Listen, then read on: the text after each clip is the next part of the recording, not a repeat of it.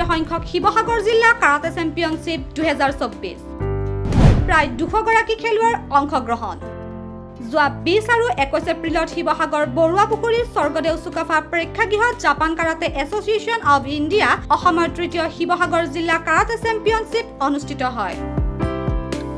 Japan karate association Sivasagar জিলাৰ মুখ্য প্ৰশিক্ষক সেন্সে তৰিত দত্ত আৰু সহ প্ৰশিক্ষক সেন্সে বিমল আৰন্ধৰাৰ উদ্যোগত আয়োজন কৰা এই প্ৰতিযোগিতাখনত শিৱসাগৰ জিলাৰ আইদেউবাৰী, খামুন, মৰাবাজাৰ, ডিকচু, খনিকৰ, নামটি চাৰিআলি, ঢেপৰ, নাজিৰা, কালুগাঁও, মেছাগৰ, মঠিয়াচিগা, শিৱসাগৰ টাউন আদি বিভিন্ন অঞ্চলৰ প্ৰায় 2 শতাধিক খেলুৱৈয়ে কাটা আৰু কুমিটি শাখাত অংশগ্ৰহণ কৰে।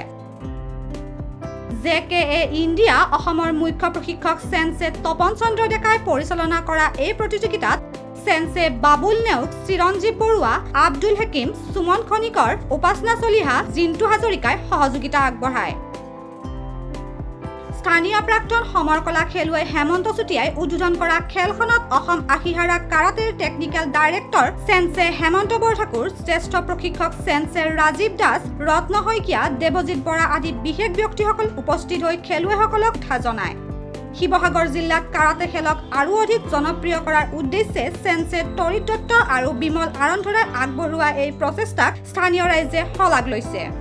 শিৱসাগৰৰ পৰা ৰাজীৱ দাসৰ সহায়ত news desk report, Olympia sport.